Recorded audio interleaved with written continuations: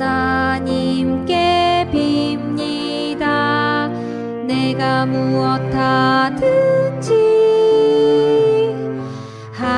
함께하여 주시고 항상 지켜줍소서.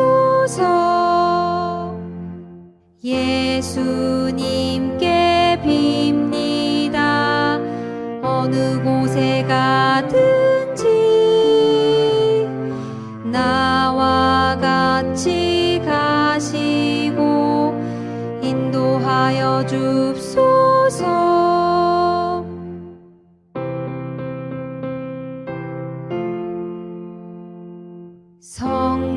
성령님께 빕니다. 자나깨 나 내 맘에 착한 생각 주시고 귀한 사랑 줍소서.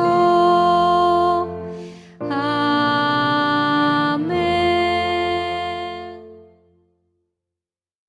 안녕하세요, 미랄 가족 여러분.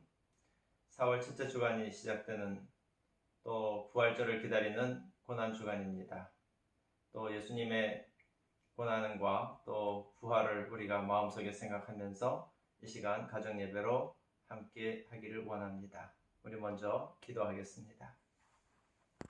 사랑의 하나님, 예수님께서 십자가에 달려 죽는 고난을 당하셨지만 하나님께서 다시 살아나게 하셔서 우리 모두에게 희망을 주셨으니 감사합니다. 우리 생명도 하나님께서 다시 살려주실 줄 믿습니다. 때로 어려운 일을 당해도 이 믿음으로 이겨낼 수 있게 도와주세요. 부활하신 예수님을 바라보면서 우리가 더 힘을 내어 선한 일을 할 수 있게 도와주세요. 예수님의 이름으로 기도합니다. 아멘. 예수님의 부활에 대한 찬양을 함께 감상하고 그 다음에 하나님의 말씀을 나누도록 하겠습니다.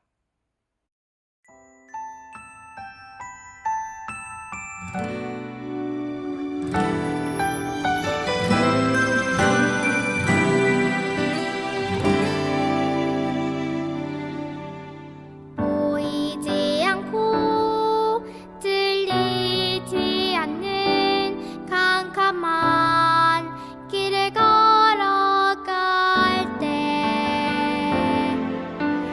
저 멀리 비춰오는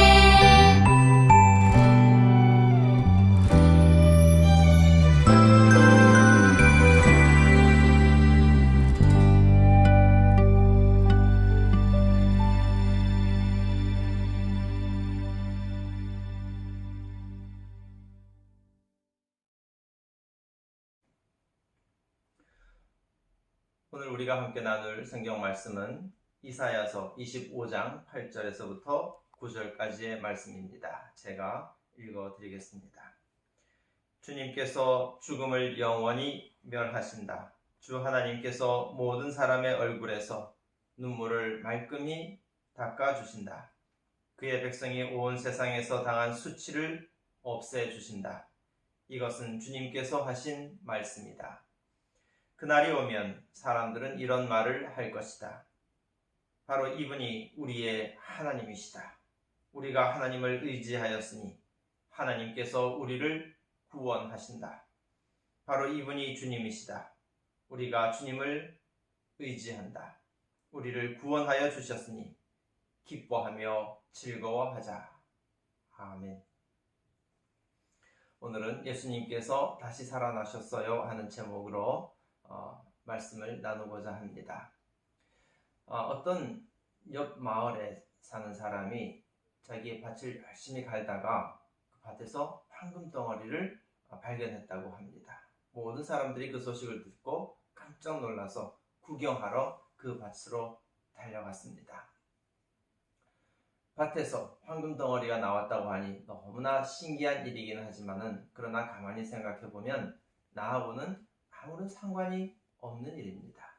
내가 그 사람처럼 황금을 발견하겠다고 자기 밭을 아무리 열심히 간다고 해도 내 밭에서도 황금이 똑같이 나오리라고 하는 그런 기대는 할 수 없습니다. 그야말로 남의 일인 겁니다. 그렇다면 예수님께서 다시 살아나신 그런 기적은 나와는 무슨 상관이 있는 일일까요?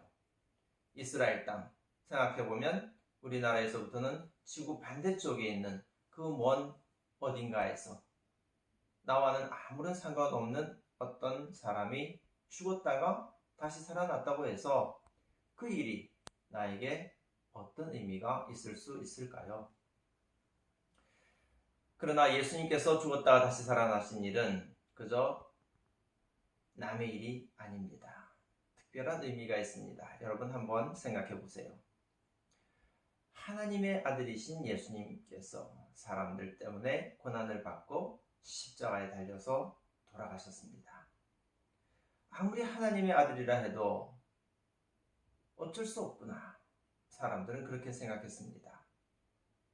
사람들이 하나님보다 훨씬 더 강하다. 이렇게 생각하기도 했습니다. 아무리 하나님이라고 하더라도 악한 마음을 품고 사는 사람들을 이길 수는 없는 것처럼 그렇게 보였습니다. 예수님께서 가진 고난을 다 당하시고 허무하게 십자가에 달려 돌아가셨기 때문에 그렇습니다. 그러나 사람들의 눈에 보이는 것이 전부가 아닙니다. 바로 하나님께서 예수님을 다시 살려주셨기 때문입니다. 하나님께서는 하나님의 뜻대로 사는 사람을 절대로 내버려 두지 않으십니다. 비록 세상 사람들이 그 사람을 미워하고 모욕하고 심지어 죽여버린다 할지라도 하나님께서 그를 반드시 다시 살려주십니다. 살려주셔서 이 사람이야말로 정의롭게 살았다고 모든 사람들이 알도록 선포해 주십니다. 그리고 그 사람을 하나님 나라의 그 영광스러운 자리로 불러주십니다. 그렇기 때문에 우리가 살면서 악한 사람들을 두려워할 필요가 없습니다. 하나님께서 바로 우리 곁에 늘 같이 계셔서 우리를 예수님처럼 구원해 주실 것이기 때문입니다. 예수님께서 다시 살아나셨다고 하는 그 말은 바로 하나님께서 우리를 구원해 주실 거라 하는 이 사실을 우리에게 알게 해줍니다. 그래서 우리는 부활절이 되면 우리가 살면서 세상의 악에 대해서 절대로 지면 안 되겠구나. 하나님의 뜻대로 살아야 되겠구나 하는 것을 다시 결단하게 되는 겁니다. 그거는 예수님의 일이고 나와는 무슨 상관이 있느냐? 예수님은 하나님의 아들이 아니었느냐? 이렇게 생각할 수 있습니다. 그렇지 않습니다. 여러분, 하나님께서 바로 여러분들을 위해서 너는 내 사랑하는 아들이다. 너는 내 사랑하는 딸이다.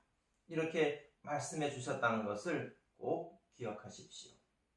그 말씀은 하나님께서 예수님을 다시 살려주셨던 것처럼 여러분도 그렇게 다시 살려주시고 구원해 주시겠다고 약속해 주시는 겁니다.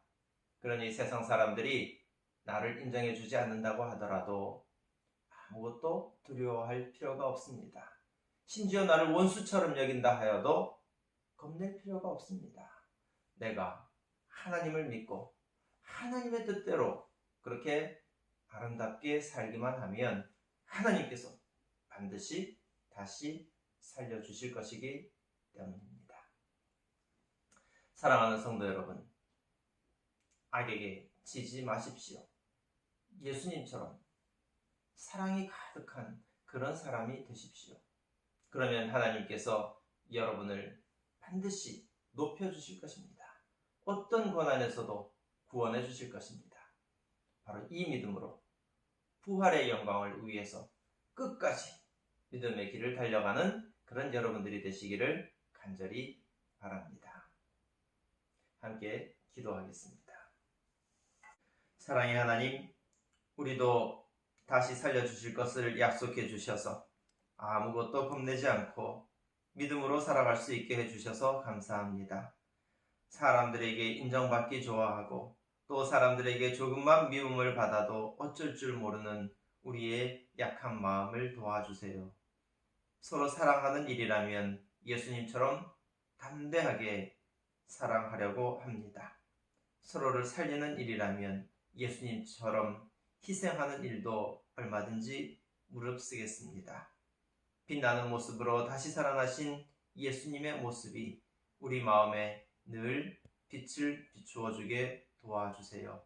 또 절망에 빠진 사람들이 예수님께서 부활하신 소식을 듣고 다시 힘을 낼 수 있게 도와주세요. 자비로우신 하나님, 부활절을 기쁨으로 기다리게 해주셔서 감사합니다. 온 세상에 이 기쁜 소식이 가득 차게 도와주세요. 예수님의 이름으로 기도드립니다. 아멘. 지금은 우리가 나눈 성경 말씀을 통해서 우리의 생각을 한번 나누어 보는 시간입니다. 우리가 살면서 어떻게 구체적으로 실천할 수 있을지 서로의 생각을 나누어 보기를 바랍니다. 첫 번째 질문은 우리가 예수님께서 부활하신 이 부활절을 맞아서 어떤 일을 통해서 이 날을 기념할 수 있을까? 여러분 한번 생각해 보기를 바랍니다. 두 번째 질문, 예수님께서 부활하신 이 기쁜 소식, 여러분에게 기쁨이라면 다른 사람, 어떤 사람에게 이 소식을 전해주어서 같이 기뻐하고 싶으신가요? 그런 사람을 생각해보고 또 실제로 이 소식을 전하고 함께 기뻐할 수 있기를 바랍니다. 우리 주기도문 하심으로 예배를 폐하겠습니다. 하늘에 계신 우리 아버지여, 이름이 거룩히 여김을 받으시오며 나라의 임하옵시며 뜻이 하늘에서 이룬 것 같이 땅에서도 이루어지이다. 오늘날 우리에게 일용할 양식을 주옵시고 우리가 우리에게 죄 지은 자를 사하여 준 것 같이 우리 죄를 사하여 주옵시고 우리를 시험에 들게 하지 마옵시고 다만 악에서 구하옵소서. 나라와 권세와 영광이 아버지께 영원히 있사옵나이다. 아멘. 사랑하는 미랄 가족 여러분, 한 주간도 평안하십시오.